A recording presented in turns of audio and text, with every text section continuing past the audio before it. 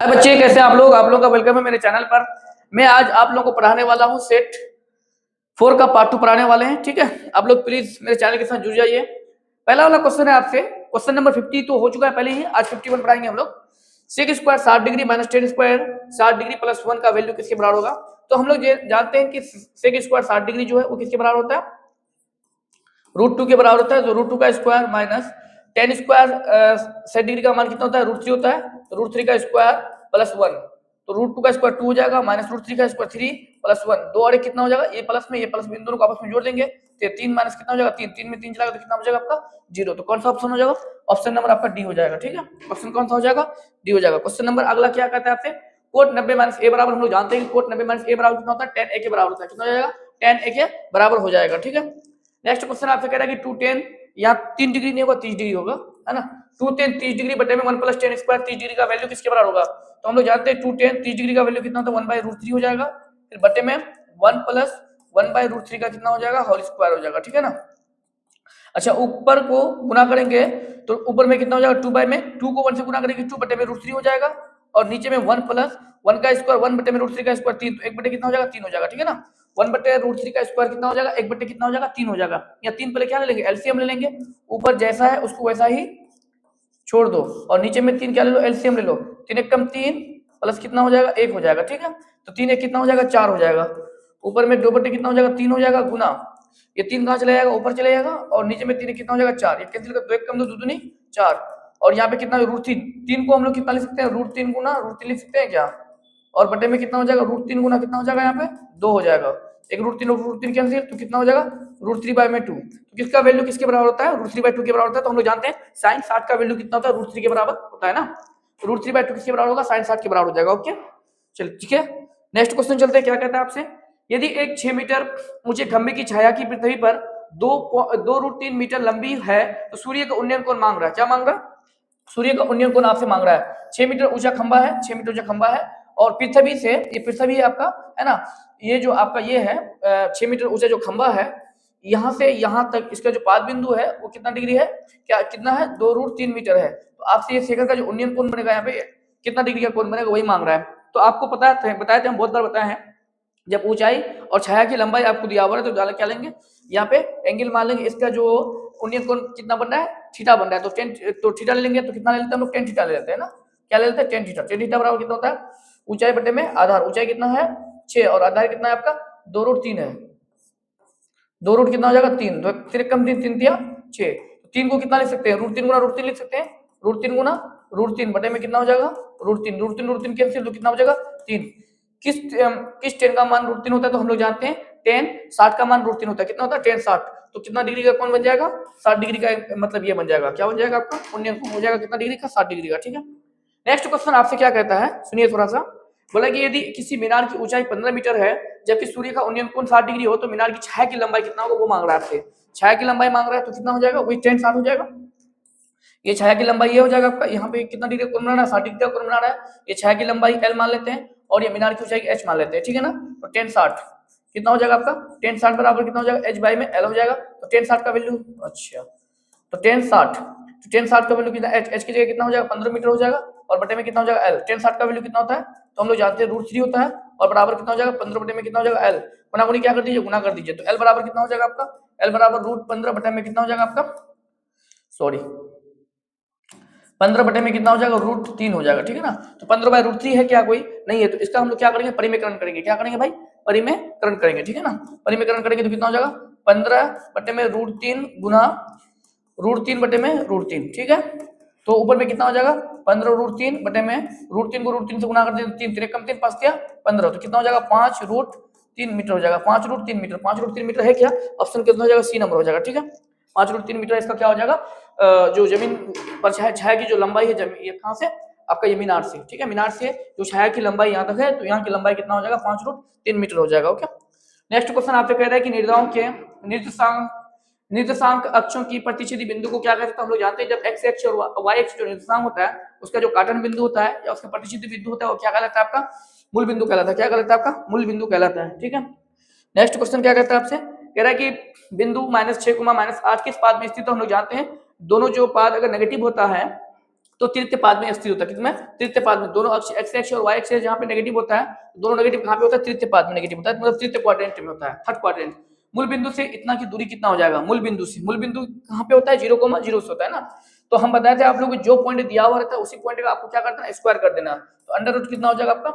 Sign का square theta plus cos का square कितना हो जाएगा? थीटा हो जाएगा। तो हम लोग जानते हैं sine square theta cos square theta कितना होता है? 1।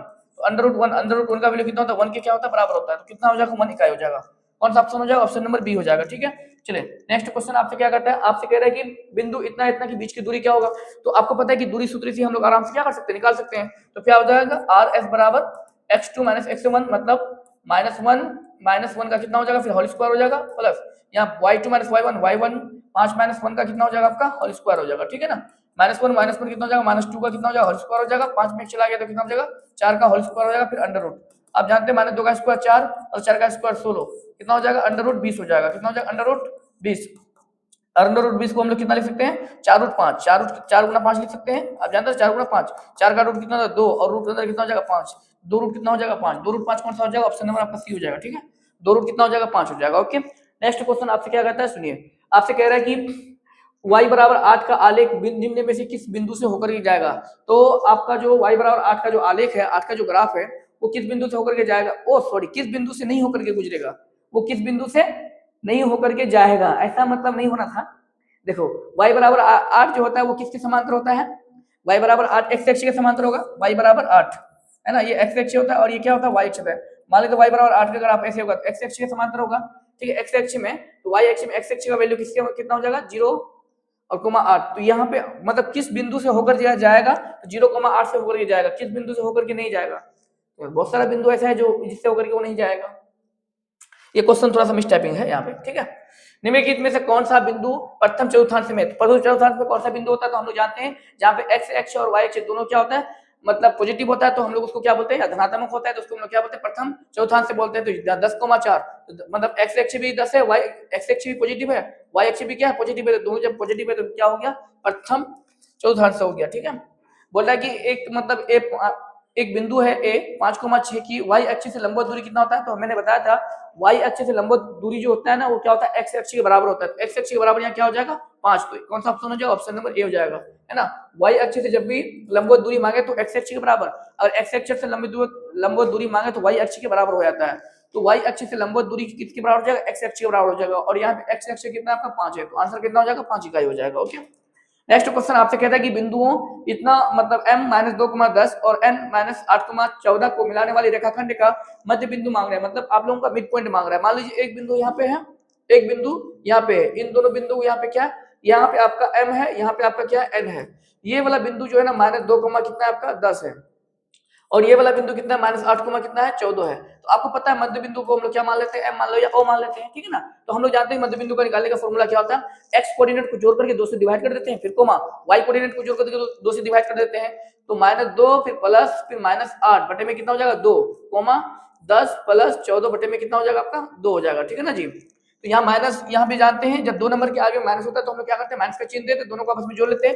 -2 -8 कितना हो जाएगा? -10 बटे कितना हो जाएगा? 2 हो जाएगा, कोमा 10 और 14 कितना हो जाएगा आपका? 24 बटे में कितना हो जाएगा? 2 हो जाएगा। तो यहाँ कितना हो जाएगा? -5 कोमा या 12 दूनी 24, -5 कोमा 12 बचेगा। -5 कोमा 12 कौन सा ऑप्शन हो जाएगा? ऑप्शन नंबर आपका सी हो जाएगा। बात आ गई समझ में? चलिए नेक्स्ट क्वेश्चन क्या कहता है आपसे? नेक्स्ट क्वेश्चन कह रहा है कि यदि किसी वृत्त के व्यास के छोरों के निशान, कोई वृत्त है, ये केंद्र होता है, केंद्र से जो लाइन गुजरता है उसको हम लोग व्यास बोलते हैं। इसका जो छोर है, इसका एक छोर क्या मान लेते हैं? ए मान लेते हैं, इसका छोर को क्या मान लेते हैं? बी मान लेते हैं। इसका निर्देशांक आपको कितना दे रखा है? 6,-8। ओके, इसका निर्देशांक कितना दे रखा है आपको? -6,8। बात समझे? तो इसका जो वृत्त का जो केंद्र है, वृत्त का केंद्र को हम लोग क्या मान लेते हैं? एम मान लेते हैं। तो वृत्त का केंद्र से आपसे मांग रहा है, तो सेम एज क्या हो गया? ये मिड पॉइंट नहीं हुआ आपका, जो एक छोर इधर है एक छोर इधर है, इसका जो मिड पॉइंट है जहाँ पे हम लोग वृत्त का केंद्र बोलते हैं, वो केंद्र मांग रहा है आपसे। तो वृत्त का केंद्र यहाँ से यहाँ तक की दूरी, यहाँ से यहाँ तक की दूरी बराबर होगा। इसका मतलब इसका जो केंद्र होगा वो क्या होगा? मध्य बिंदु के बराबर होगा। तो मध्य बिंदु का फॉर्मूला लगा दीजिए। तो x अक्ष को जोड़कर 2 से भाग लगा देते हैं। -6 में +6 जोड़ेंगे तो कितना होगा? 0/2 हो जाएगा, कोमा -8 में +8 जोड़ेंगे तो 0 बटे कितना हो जाएगा? 2 होगा। 0/2 0, 0/2 0, 0,0 कौन सा ऑप्शन हो जाएगा? ऑप्शन नंबर सी हो जाएगा। बात समझे? ऑप्शन नंबर कौन सा हो जाएगा? सी हो जाएगा, क्योंकि हम लोग x अक्ष को जोड़ करके 2 से डिवाइड कर देते हैं, फिर कोमा y अक्ष को जोड़ करके 2 से डिवाइड कर देते हैं। नेक्स्ट क्वेश्चन क्या है आपका? नेक्स्ट क्वेश्चन आपसे कह रहा है कि बिंदु इतना इतना की मूल बिंदु से समदुरुस्त है। मूल बिंदु से क्या समदुरुस्त है, मान लीजिए यहाँ पे मूल बिंदु है आपका, मूल बिंदु से समदुरुस्त, इस पॉइंट ए इधर हो गया, एक पॉइंट इधर यहाँ बी हो गया, ठीक है ना, और ये आपका क्या मूल बिंदु है, समदुरुस्त है, इस बिंदु को हम लोग क्या मान लेते हैं, एम मान लेते हैं। ओके, तो यहाँ पे मूल बिंदु है तो ये कितना होगा, 0,0 होगा।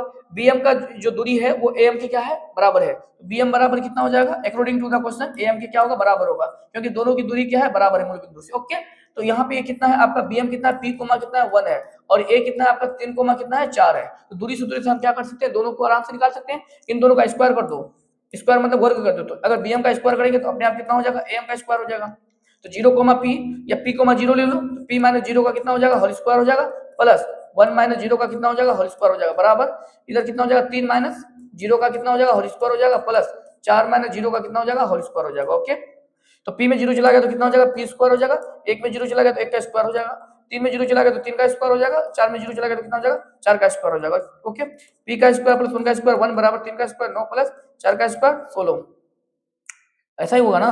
तो पी स्क्वायर प्लस 1 बराबर कितना हो जाएगा, इधर हो जाएगा 25, है ना, ये प्लस में बराबर आ जाएगा तो कितना हो जाएगा, माइनस हो जाएगा। तो पी स्क्वायर बराबर कितना हो जाएगा आपका, 25 माइनस 1 बराबर कितना हो जाएगा आपका, 24 हो जाएगा। ठीक है, तो पी स्क्वायर बराबर कितना हो गया आपका, पी स्क्वायर बराबर हो गया आपका 24, और स्क्वायर हटाएंगे तो उधर क्या चलेगा, प्लस माइनस रूट अंडर कितना हो जाएगा, 24। 24 को हम लोग कितना लिख सकते हैं, प्लस माइनस 4 गुना 6, है ना, 4 गुना 6, तो 4 का 2 हो जाएगा, और रूट अंडर 6, तो 2 प्लस माइनस 2 रूट क्या हो जाएगा, 6 हो जाएगा। तो कौन सा ऑप्शन हो जाएगा, ऑप्शन नंबर आपका हो जाएगा डी नंबर। ठीक है, ऑप्शन कौन सा हो जाएगा, डी नंबर हो जाएगा। चलिए नेक्स्ट क्वेश्चन क्या कहता है आपसे, सुनिए, कह रहा है कि बिंदु इतना इतना और इतना से बने त्रिभुज का क्षेत्रफल निकालने बोला। तो हम लोग जानते हैं त्रिभुज का क्षेत्रफल निकालने के लिए बहुत इजी फॉर्मूला है। क्या फॉर्मूला होता है, 1/2 x1, है ना, 1/2 x1 y2 minus y3 plus x2 y3 minus y1 plus x3, उसके बाद कितना हो जाएगा, y3 माइनस y1, ओहो, y1 माइनस y2। अच्छा, यहाँ पे 1/2 x1 कितना है, यहाँ पे x1 तो 0 है, तो 0 इससे गुना करेंगे तो सब कोई क्या हो जाएगा, 0 हो जाएगा, तो उसमें देने की जरूरत है नहीं आपको, प्लस x2 कितना है आपका, 6 है, y3 कितना हो गया आपका, y3 माइनस 4 है, माइनस y1 कितना है आपका, 8 है। ओके, प्लस x3 कितना है आपका, माइनस 16 है, y1 कितना है आपका, 8 है, और माइनस y2 कितना है आपका, 12 है। थोड़ा सॉल्व कर दीजिए, 1/2 इधर तो फाइनली सब 0 हो जाएगा, इसको छोड़ दीजिए, प्लस 6 गुना माइनस 4 गुना माइनस 8 कितना हो जाएगा, माइनस 12 हो जाएगा, फिर प्लस माइनस माइनस 16 गुना यहाँ पे कितना हो जाएगा, 12 में से 8 चला गया तो कितना बचेगा, माइनस 4 बचेगा। ओके, चलिए बहरहाल तो 1/2 तो 6 रो 12 चौके कितना हो जाएगा, माइनस 72 हो जाएगा, या माइनस माइनस प्लस 16 चौके कितना हो जाएगा, 64। ठीक है, यहाँ क्या कर दीजिए, 1/2 इसको घटाएंगे तो कितना हो जाएगा, माइनस 8, और यहाँ पे कितना हो जाएगा, माइनस 8 ही बचेगा, है ना, कितना हो जाएगा, माइनस 8, 2 कम 2 चौका कितना हो जाएगा, 8 हो जाएगा, तो मतलब फाइनली कितना होगा, माइनस 4। तो कभी भी क्षेत्रफल क्या होता है, नेगेटिव नहीं होता है, क्षेत्रफल कभी भी नेगेटिव नहीं होता है, तो क्षेत्रफल नेगेटिव नहीं होता, माइनस 4 आया तो क्या लेंगे, प्लस 4 वर्ग इकाई ले लेंगे। कौन सा ऑप्शन हो जाएगा, ऑप्शन नंबर डी हो जाएगा, क्षेत्रफल कभी भी नेगेटिव नहीं होता है, तो प्लस 4 वर्ग इकाई हो जाएगा। बात समझे। नेक्स्ट क्वेश्चन क्या कहता है आपसे, कह रहे बिंदु इतना इतना को मिलाने वाली रेखाखंड को 3:2 में अनुपात में अंत विभाजित करने वाली बिंदु को y का निशान निकालने बोल रहा है। तो हम लोग जानते हैं x का निशान पहले निकालिए, x का निशान कितना होता है, x बराबर कितना होता है, हम लोग जानते हैं m1 x2 बटे प्लस m2 x1 बटे में कितना हो जाएगा आपका, m1 प्लस m2, ये ना होता है, और y का निशान कितना हो जाएगा आपका, y1 m2 प्लस m2 यानी तो ऐसा लिख लीजिए ना, m1 y2 plus m2 y1 बटे में कितना हो जाएगा, m1 प्लस कितना हो जाएगा, m2 हो जाएगा। ठीक है, अच्छा एक बात बताइए, तो यह m1 कितना दे रखा है आपको, 3, है ना, m1 3 गुना y2 कितना है आपका, यहाँ तो ये यहाँ पे ये आपका x1 ये हो गया y1, ये हो गया आपका x2, ये हो गया आपका y2 कितना हो जाएगा आपका, 7 हो जाएगा, तो 7 प्लस, अच्छा m1 कितना है आपका 2, m2 कितना है 2 है, गुना y1 कितना है आपका -3 है, और बटे में कितना हो जाएगा 3 + 2, तो देखिए तो कौन सा है 3 + 2, तो सब जगह होगा 3 + 2, आपको देखना 3 × 7 प्लस 3 × 7 3 × 7 इधर नहीं है, 3 × 7 प्लस 2 गुना -3, ये ऑप्शन कौन सा हो जाएगा आपका, बी हो जाएगा। ठीक है ना, y निशान पूछ रहा है तो y का निशान ये हो गया। कह रहा है कि त्रिभुज एबीसी में यदि a + c = 120 डिग्री है तो कोण b का मान निकालने बोल रहा है। तो हम लोग जानते हैं, क्या जानते हैं कि कोण a कोण बी प्लस कोण सी बराबर कितना होता है 180 डिग्री त्रिभुज के तीनों कोणों के योग से, ठीक है ना। कोण ए प्लस कोण सी का वैल्यू कितना है 120 डिग्री, तो इसको रख दीजिए इसके बदले में, और कोण बी रह गया तो कोण बी बराबर कितना हो जाएगा 180, तो कोण बी बराबर कितना हो जाएगा आपका 180 माइनस कितना हो जाएगा 120, इसको माइनस करने पर कितना डिग्री बचेगा 60 डिग्री। कौन सा ऑप्शन हो जाएगा, ऑप्शन नंबर कितना हो जाएगा बी हो जाएगा, ठीक है। चलिए नेक्स्ट क्वेश्चन क्या कहता है आपसे, देखिए आपसे कह रहा है कि त्रिभुज एबीसी तथा त्रिभुज डीईएफ में एबी बट्टे डीई बराबर, अच्छा त्रिभुज एबीसी है और त्रिभुज कितना है आपका डीईएफ है ना, A B C D E F, क्या दे रखा है एबी बट्टे में डीई, ये वाला भुजा इसके समांतर के अनुपात में है।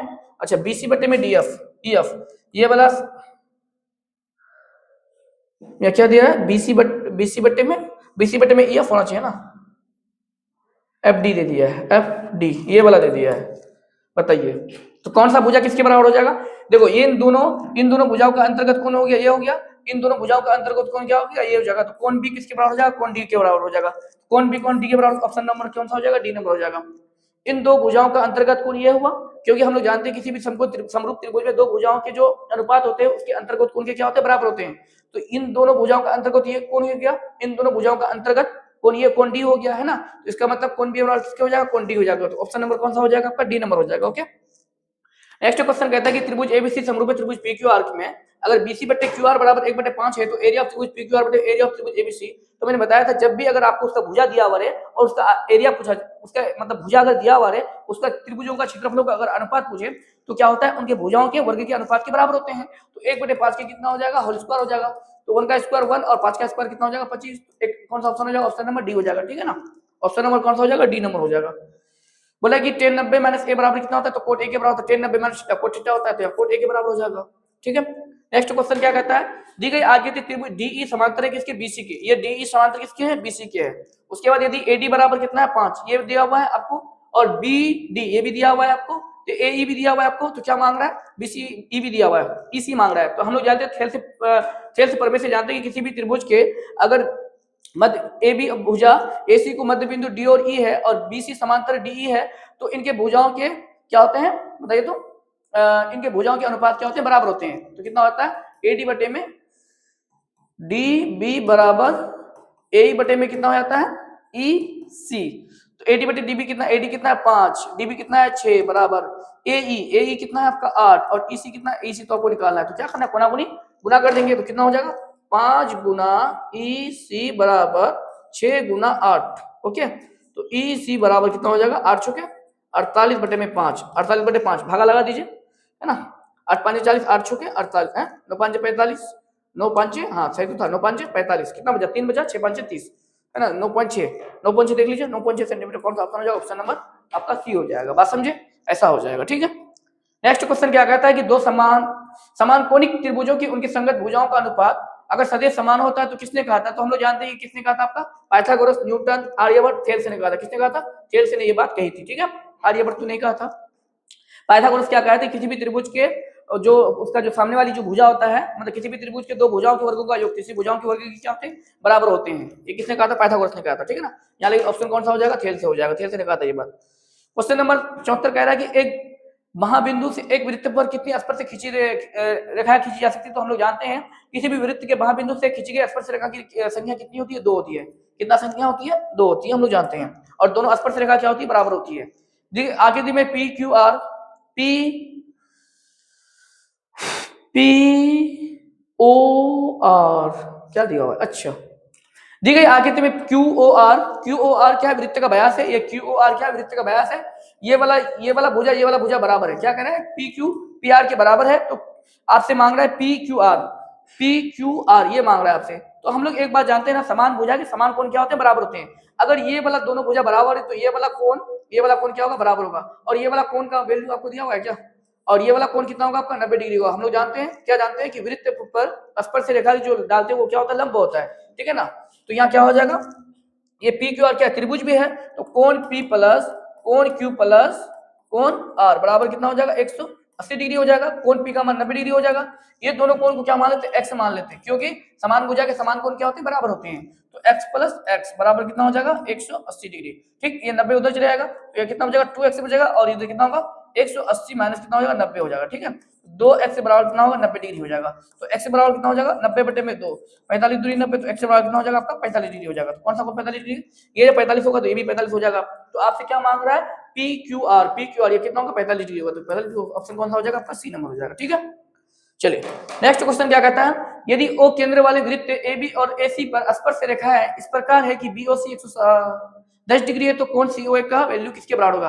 क्या बोल रहा है, केंद्र O वाले वृत्त, एक वृत्त है केंद्र O है इसका, ठीक है ना बाबू, और बोल रहा है AB और AC दो स्पर्श रेखा है, ये एक स्पर्श रेखा है एक स्पर्श रेखा है, ठीक है। AB और AC दो स्पर्श रेखा इस प्रकार की BOC, यहाँ तो कोई नहीं बन रहा है ना, अच्छा ये तो होगा ही नहीं, पहले कहता कुछ और है, हम कहते करते कुछ और, देखिए थोड़ा सा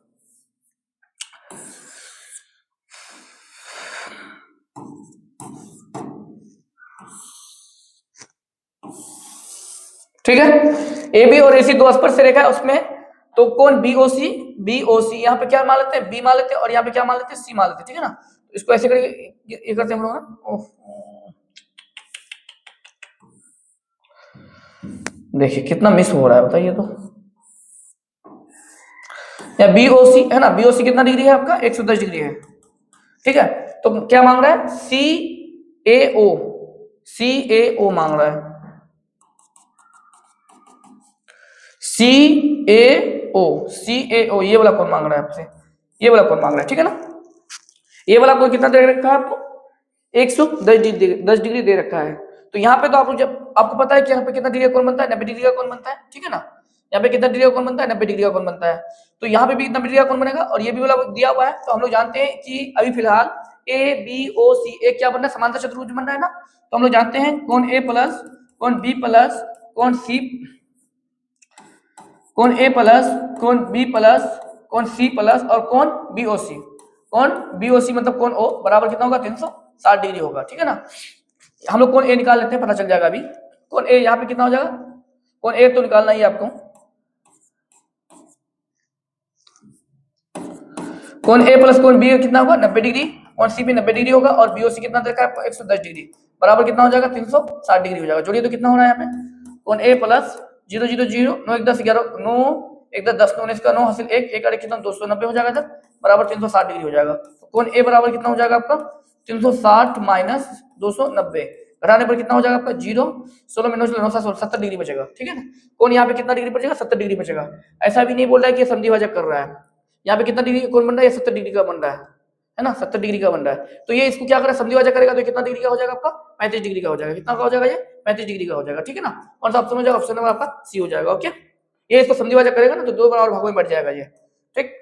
बोला कि बिंदु टी से किसी वृत्त पर स्पर्श रेखा की लंबाई 12 सेंटीमीटर है और केंद्र से टी की दूरी कितना है मान लेते हैं। यहाँ पे एक बिंदु टी यहाँ मान लेते हैं हम लोग, है ना, टी यहाँ मान लेते हैं। इससे जो स्पर्श रेखा की लंबाई है वो कितना मीटर है आपका 12 सेंटीमीटर है। ओके, और यहाँ पे केंद्र मान लेते हैं और केंद्र से इसकी दूरी कितना है आपका 13 सेंटीमीटर है। तो आपसे क्या मांग रहा है, ये त्रिज्या मांग रहा है, आपसे त्रिज्या मांग रहा है। तो यहाँ पे कितना डिग्री का कोण बनेगा 90 डिग्री का कोण बनेगा। तो 90 डिग्री के सामने वाला करने होता है तो करने हो जाएगा, और ये क्या हो जाएगा आपका लंबा हो जाएगा और ये आधार हो जाएगा। तो O यहाँ मान लेते हैं, P मान लेते हैं। तो OP बराबर कितना हो जाएगा आपका, OP बराबर करने का अंडर रूट 13 का स्क्वायर माइनस कितना हो जाएगा आपका 12 का स्क्वायर हो जाएगा, ठीक है ना। 13 का स्क्वायर कितना होगा आपका 169 माइनस 12 का स्क्वायर कितना हो जाएगा 144 हो जाएगा। तो कुल मिलाकर कितना बचेगा आपका यहाँ 25 बचेगा। ओके ना, और 25 का कितना हो जाता है आपका 5 हो जाता है। कौन सा ऑप्शन हो जाएगा, ऑप्शन नंबर लास्ट वाला हो जाएगा, मतलब डी नंबर हो जाएगा, है ना, 5 सेंटीमीटर निकल जाएगा, ठीक है। नेक्स्ट क्वेश्चन क्या कहता है आपसे, आगे इतना इतना इतना की परिसर मांग रहा है। परिसर का मतलब आप लोग जानते हैं ना, परिसर का मतलब होता है हाईएस्ट माइनस लोवेस्ट होता है। यहाँ देख लीजिए हाईएस्ट कौन है, यहाँ हाईएस्ट 84 है और लोवेस्ट कितना है आपका 15 है। तो हाईएस्ट में लोवेस्ट घटा दीजिए, 5 से चल जाएगा, नीचे उधर लेंगे 14 14 पर चला गया तो 9, लास्ट का रूम कौन है 9 69 मतलब 69 बचेगा, ठीक है ना। कौन सा ऑप्शन हो जाएगा, ऑप्शन नंबर ए हो जाएगा। बात समझे, परिसर का मतलब होता है रेंज का मतलब है हाईएस्ट माइनस लोवेस्ट। तो आपको इस आंकड़े में देखना, इस आंकड़े में देखकर के सबसे बड़ा में से सबसे छोटा को घटा देंगे वो परिसर निकल जाएगा आपको। ओके, नेक्स्ट वाला क्वेश्चन है कि 1 + 2 + 3 + का समांतर माध्य क्या होगा। तो हम लोग जानते हैं कि नेचुरल नंबर जो होता है ना, वास्तविक ये जो होता है प्राकृतिक संख्या जो होता है, प्राकृतिक संख्या का माध्य n + 1/2 होता है। क्या होता है n + 1/2 होता है, ये डायरेक्ट याद रखने वाली बात है, ठीक है। नेक्स्ट क्वेश्चन क्या कहता है आपसे, कह रहा है कि 3 गुना माध्य बहुलक +2, 3 गुना माध्य बराबर बहुलक +2 माध्य होता है। तो कौन सा जाएगा 2 माध्य हो जाएगा, तो 2 हो जाएगा यहाँ पे, ठीक है। इस परिच्छेद का बहुलक निकालने बोल रहे हैं। तो बहुलक का हम लोग जानते हैं कि जो नंबर बार बार आया है उसको हम लोग क्या बोलते हैं बहुलक बोलते हैं। देख लीजिए कौन बार बार आ रहा है, सबसे पहले 12, 12 कितना बार आया है, यहाँ एक बार 2 बार आया है, ठीक है। 11 कितना बार आया है, वो भी 2 बार आया है, ठीक है। 13 कितना बार आया है, 3 बार आया है, तो हमको लगता है 13 इसका आंसर होगा। सबसे अधिक बार कौन आया है, 13 आया है, तो 13 इसका आंसर हो जाएगा, ठीक है। चलिए आगे क्या कहता है, यदि इतना इतना का माध्य 10 है तो x का मान निकालने बोल रहा है। तो हम लोग जानते हैं माध्य निकालने के लिए सभी संख्या को जोड़ देते हैं और उस जुड़े हुए संख्या से क्या लगा देते हैं, गिनती करके भाग लगा देते हैं। तो क्या हो जाएगा, 7 प्लस माध्य बराबर कितना होगा, 7 plus 9 plus 13 plus 15 plus x, और बटे में कितना हो जाएगा आपका, कितना आइटम है, ठीक है, 1 item 2 item 3 item 4 item 5 item, तो 5 से भाग लगा जाएगा। और माध्य कितना दे रखा है आपको, 10, ये भाग में बराबर पर आ गया तो कितना हो जाएगा, गुना में हो जाएगा। ओके, इसको जोड़िए तो 5 3 8 8 9 8 9 कितना 17, 17 और 7 कितना हो जाएगा आपका 14, 24 हो जाएगा। 24 का 4 हासिल 2 2 1 3 3 1 कितना हो जाएगा 44, 44 प्लस कितना हो जाएगा x, ये 10 5 कितना हो जाएगा आपका 50, ये प्लस में बराबर पर आ गया तो कितना होगा -44 बराबर कितना हो जाएगा x, 50 में 44 चला गया तो 6 बचेगा, 6 बराबर x, मतलब x बराबर का मान निकलेगा, x का मान कितना निकल जाएगा 6 निकल जाएगा। कौन सा ऑप्शन होगा, ऑप्शन नंबर ए हो जाएगा। बात आगे समझ में। चलिए नेक्स्ट क्वेश्चन हम लोग देखते हैं क्या कहता है आपसे। नेक्स्ट क्वेश्चन कहता है कि यदि किसी घटना की प्रायिकता का अधिकतम मान कितना होता है, तो हम लोग जानते हैं प्रायिकता का अधिकतम मान 1 होता है, और प्रायिकता का अगर न्यूनतम मान पूछे तो प्रायिकता का न्यूनतम मान कितना होता है, 0 होता है। समझे कि नहीं समझे, अधिकतम मान कितना होता है 1 होता है और न्यूनतम मान 0 होता है। निम्नलिखित में से कौन सी एक घटना की प्रायिकता नहीं हो सकती, तो हम लोग जानते हैं प्रायिकता का मान 1 से बड़ा नहीं हो सकता और 0 से छोटा नहीं हो सकता है। 50% का मतलब 1/100 ये हो सकता है। 0.12 1 के बीच है, 0 और 1 के बीच ये भी सही है। 3/4 ये भी क्या है, 0 और 1 के बीच है। लेकिन 12 13/12 कभी भी हो सकता है। 13/12 का अगर इसको भागा लगाएंगे तो 1 पॉइंट समथिंग आ जाएगा, तो जब 1 पॉइंट समथिंग आ जाएगा तो इसका प्रायिकता हो ही नहीं सकता है ना। एक नया संगत पासा फेंका जाता है तो 2 का गुणज आने की क्या प्रायिकता होगा, 2 का गुणज क्या हो जाएगा, 2 हो जाएगा, 4 हो जाएगा, 6 हो जाएगा, ये तो होगा 2 का गुणज। 2 का टेबल पर लीजिए, 2 का गुणज 2 4 6, और हम लोग जानते हैं एक पासे को जब उछालते हैं तो 1 से लेकर कहां तक आता है, 6 तक आता है। तो जब एक पासे को हम लोग उछालते हैं तो सभी सम परिणामों की संख्या कितना होता है, 6 होता है। और ई के अनुकूल परिणामों की संख्या कितना हो गया, 1 2 3, तो 3 बटे कितना हो जाएगा 6 हो जाता है, कम 3 3 बटे 6, कुल मिला के कितना होगा बात आपका 1/2। कौन सा ऑप्शन हो जाएगा, ऑप्शन नंबर ए हो जाएगा। बात समझ में आएगी नहीं आई, क्योंकि हम लोग जब एक पासे को उछालते हैं तो सभी सम परिणामों की संख्या कितना होगा, 6 होगा, और 2 का गुणज मांग रहा है तो 2 4 6 ये 3 अंक होगा, है ना, ये 3 नंबर, तो ई के अनुकूल परिणामों की संख्या कितना हो जाएगा, 3 हो जाएगा, ठीक है। चलिए नेक्स्ट क्वेश्चन क्या कहता है आपसे, वो देखिए। आपको कह रहा है कि अच्छी प्रकार से फेंटी गई एक तासिक की गड्डी को एक पत्ता यादृच्छिक रूप से निकाला जाता है तो इसके लाल रंग का पत्ता होने की क्या प्रायिकता होगा। तो हम लोग जानते हैं कि एक गड्डी में टोटल कितने तास होते हैं, 52 तास होते हैं। 52 तास को 2 भागों में पहले बांटा गया है, एक लाल तास में और एक काला तास में। तो लाल जो तास होता है वो कितना है आपका 26 है, और काला तास कितना आपका 26 है, तो 26 26 कितना 52 हो गया। तो सभी सम परिणामों की संख्या कितना हो गया आपका 52 हो गया। बात समझ में आ गया। आपसे क्या मांग रहे हैं, लाल रंग का पत्ता मांग रहा है, तो लाल रंग का पत्ता कितना होता है आपका 26 होता है, काला रंग का पत्ता भी 26 होता है, और लाल रंग का भाई पत्ता क्या होता है 26 होता है। 26 से कम 26 26 दूनी 52, फाइनली कितना आ जाएगा आपका 1/2। कौन सा ऑप्शन हो जाएगा, ऑप्शन नंबर ए हो जाएगा, ठीक है, ये 1/2 है। बात समझ में आया। चलिए नेक्स्ट क्वेश्चन क्या कहता है आपसे, कह रहा है कि 2 नया संगत सिक्के को उछाला जाता है तो कम से कम एक शीर्ष आने की प्रायिकता क्या होगा, मतलब एक चीज आने की प्रायिकता क्या होगा। जब 2 हम लोग सिक्का को अगर एक साथ उछालते हैं तो सभी सम परिणामों की संख्या कितना होता है 4 होता है। कभी हेड आएगा, कभी टेल आएगा, है ना, कभी टेल आएगा, कभी टेल आएगा तो कभी हेड आ जाएगा, कभी दोनों में क्या हो जाएगा हेड आ जाएगा, कभी दोनों में कितना आएगा टेल आ जाएगा। तो दोनों में शीर्ष आने कम से कम एक शीर्ष आने की प्रायिकता क्या होगी। तो इसमें एक शीर्ष है, इसमें भी एक शीर्ष है, इसमें 2 शीर्ष है, कम से कम एक होना चाहिए। इसमें दोनों में क्या है चीत है, तो वो आपको क्या करना है नहीं लेना है, ठीक है ना। तो सभी सम परिणामों की संख्या कितना होगा 4 होगा, लेकिन ई के अनुकूल परिणामों की संख्या कितना होगा 3 होगा, तो 3 बटे कितना होगा 4 होगा। ऑप्शन कौन सा हो जाएगा, ऑप्शन नंबर आपका डी हो जाएगा। बात समझे।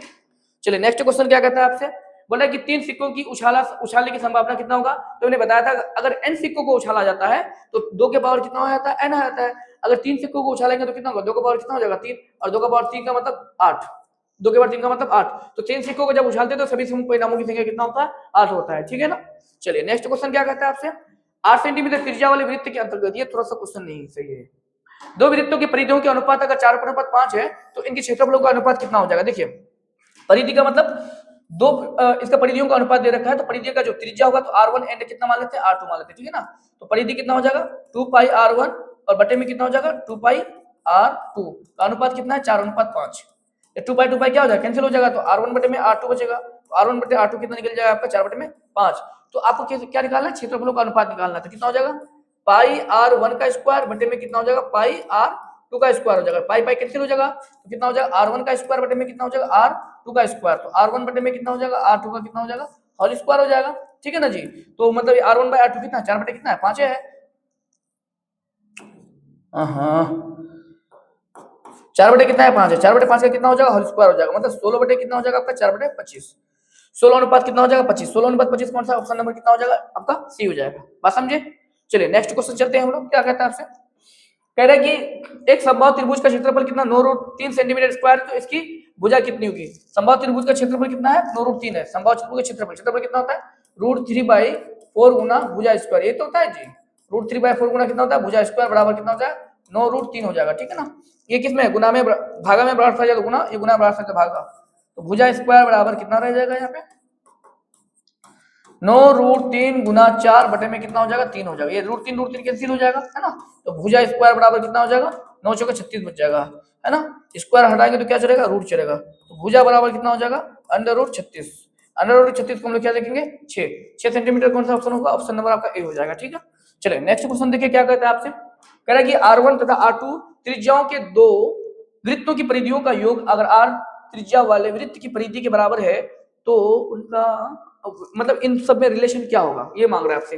R1 और R2 दो त्रिज्या वाले वृत्तों की परिधि है, तो 2πr1 प्लस 2πr2 बराबर क्या है, इन दोनों को परिधियों का योग किसके बराबर है, तो मतलब r त्रिज्या वाले के बराबर है, तो 2πr हो जाएगा। तो इन दोनों में क्या सेम है जी 2π सेम है, 2π को बाहर कर लीजिए तो यहाँ क्या बचेगा आपका R1 बचेगा, और यहाँ पे कितना बचेगा R2 बराबर कितना हो जाएगा 2πr बचेगा, ठीक है ना। 2π कैंसिल, तो R1 प्लस R2 बराबर कितना बचेगा R, तो मतलब R1 प्लस R2 बराबर R, कौन सा रिलेशन सही हो जाएगा ऑप्शन नंबर बी सही हो जाएगा, ठीक है ना। मतलब दोनों त्रिज्याओं का योग त्रिज्या के क्या होगा बराबर हो जाएगा। यदि एक शंकु की ऊंचाई और त्रिज्या 3 गुनी कर दी जाए है ना शंकु का, तो शंकु का आयतन कितना गुना हो जाएगा, शंकु का आयतन कितना होता है, शंकु का आयतन 1/3 पाई r स्क्वायर h ये होता है, ठीक है। तो 1/3 पाई की जगह पाई रहेगा, r की जगह कितना हो जाएगा 3r हो जाएगा, 3r का स्क्वायर हो जाएगा, 3 गुना कर दी जाए और ऊंचाई कितना कर दी जाए 3h हो जाएगा, ठीक है ना। 1/3 पाई 3 का स्क्वायर 9r स्क्वायर और यहाँ कितना हो जाएगा 3h 9 कितना हो जाएगा 27 गुना 1/3 पाई r स्क्वायर h, तो कितना गुना हो जाएगा आपका 27 गुना हो जाएगा, कितना गुना 27 गुना, तो कौन सा ऑप्शन होगा ऑप्शन नंबर डी हो जाएगा, ठीक है ना। ये पाई r स्क्वायर h तो रहेगा है ना, इसका आयतन तो मांग ही रहा है आपसे कि कितना गुना आयतन हो जाएगा, तो 27 गुना आयतन हो जाएगा। r त्रिज्या वाले अर्धगोले की कुल पृष्ठ क्षेत्रफल कितना होता है 3 पाई r स्क्वायर होता है, कितना होता है भाई 3 पाई r स्क्वायर, ऑप्शन बी हो जाएगा आपका, ठीक है। शंकु का छिन्नक के आयतन कितना होता है 1/3 पाई r square plus r square r into r, कौन सा ऑप्शन हो जाएगा ऑप्शन नंबर ए हो जाएगा, ठीक है ना। नेक्स्ट क्वेश्चन क्या कहता है कि उस समांतर श्रेणी का सार्वअंतर क्या होगा जो a18 माइनस a14 बराबर कितना है 32 है, कितना दे रखा है आपको a18 माइनस a14 बराबर कितना दे रखा है आपको 32, a18 को हम लोग कितना लिख सकते हैं a प्लस 17d लिख सकते हैं, और माइनस a14 को कितना a प्लस कितना लिख सकते हैं 13d बराबर कितना हो जाएगा आपका 32, ठीक है।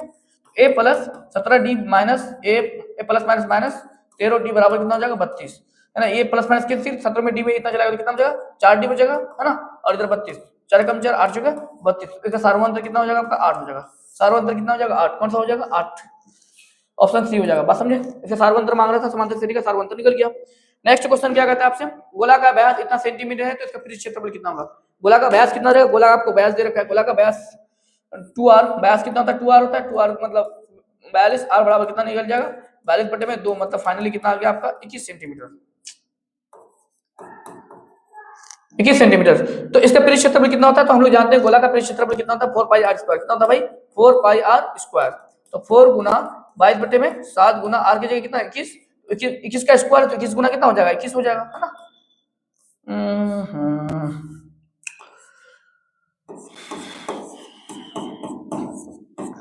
7 कम 7 सत्या 21, 22 चौका कितना हो जाएगा 88 हो जाएगा, और 21 से कितना हो जाएगा 63 हो जाएगा, ठीक है ना। अत्या 24, अर्थी 24, लास्ट में 4 किसका है देख लीजिए, तो लास्ट में 4 इसी का है, तो पक्का पक्की कितना होगा गुना करने पर 5544 हो जाएगा, ठीक है ना। इसको गुना करेंगे तो कितना हो जाएगा 5544 सेंटीमीटर स्क्वायर, अर्थी 24, लास्ट में 4 उसी का है तो उतना ही हो जाएगा, ठीक है।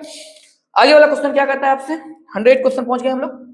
एक बेलन की ऊंचाई 14 सेंटीमीटर है और बेलन की वक्र सतह का क्षेत्रफल 214 सेंटीमीटर स्क्वायर, इसका आयतन कितना होगा। बेलन का आपको वक्र क्षेत्रफल सॉरी बेलन का आपको ऊंचाई दिया हुआ है और बेलन का क्षेत्रफल दिया हुआ है, तो पहले आपको इसका क्या निकालना पड़ेगा, आपको त्रिज्या निकालना पड़ेगा, क्या निकालना पड़ेगा त्रिज्या। तो बेलन का वक्र क्षेत्रफल कितना होता है 2 पाई RH, कितना होता है 2 पाई RH बराबर कितना दे रखा है आपको 264, ये दे रखा है ना। तो इसका ऊंचाई दे रखा है 14, तो 2 गुना 22 बटे में 7 गुना r गुना h की जगह 14 बराबर 264, ओके। देखो यहाँ पे 7 कम 7 7 14 कैंसिल हो जाएगा, हाँ तो ये सारा किस में गुना में बराबर हो जाएगा, तो कितना हो जाएगा, भागा में हो जाएगा। तो r बराबर कितना हो जाएगा, 264 बटे में 2 गुना 22 गुना कितना हो जाएगा 2, कैंसिल कर दीजिए। तो कितना से कैंसिल हो रहा है जी, ओहो, 2 एक कम 2 3 दूनी 6, 2 एक कम 2, फिर ये 6 दूनी 12, 6 दूनी 12 फिर बचता 66। तो r का मान कितना निकल गया आपका, फाइनली 3 निकल गया। r का मान कितना निकल गया 3। तो आपसे क्या निकालने बोले, आयतन। तो बेलन का आयतन कितना होता है, पाई r स्क्वायर h। पाई की जगह 22 बटे में 7, r की जगह कितना हो जाएगा 3 गुना 3, और h की जगह कितना हो जाएगा 14। 7 कम 7 7 दूनी 14, तो 22 गुना कितना हो जाएगा 3 3 9, 9 दूनी कितना हो जाएगा 18, 8 दूनी 16, लास्ट में 6 किसका है, लास्ट में 6 किसका है, ओ 2 तो है, तो अब गुना करना पड़ेगा है ना। नहीं तो यहाँ पे भी 6 यहाँ पे भी 6, नहीं तो 106 होता तो तुरंत मार देते आंसर। चलिए अब 22 गुना कितना कर दीजिए, 18 कर दीजिए, है ना। 8 दूनी 16, 8 दूनी 17, 7 176, 22 से कम 22, 22 से कम 22, 6 कम 6 7 2 9, 396, कितना हो जाएगा 396 सेंटीमीटर कितना हो जाएगा, क्यूब हो जाएगा। ओके, आयतन है तो क्यूब होगा। ऑप्शन कौन सा हो जाएगा, ऑप्शन नंबर डी आ जाएगा। आप लोगों को प्लीज अगर ये सेशन अच्छा लगे तो आप लोग लाइक सब्सक्राइब कर सकते हैं और साथ में शेयर कर सकते हैं। अब हम लोग मिलते हैं सेट 5 को लेकर के, जो 100 क्वेश्चन आप लोगों का पूरा है वो मैं कल पूरी करा दूंगा सेट 5 का। ओके, उसके बाद में आप लोगों को सेट 1 का फिर जो लघु उत्तरीय प्रश्न वो कराऊंगा, उसके दीर्घ उत्तरीय प्रश्न वो कराऊंगा, उसके साइंस पढ़ाते जाऊंगा। ओके।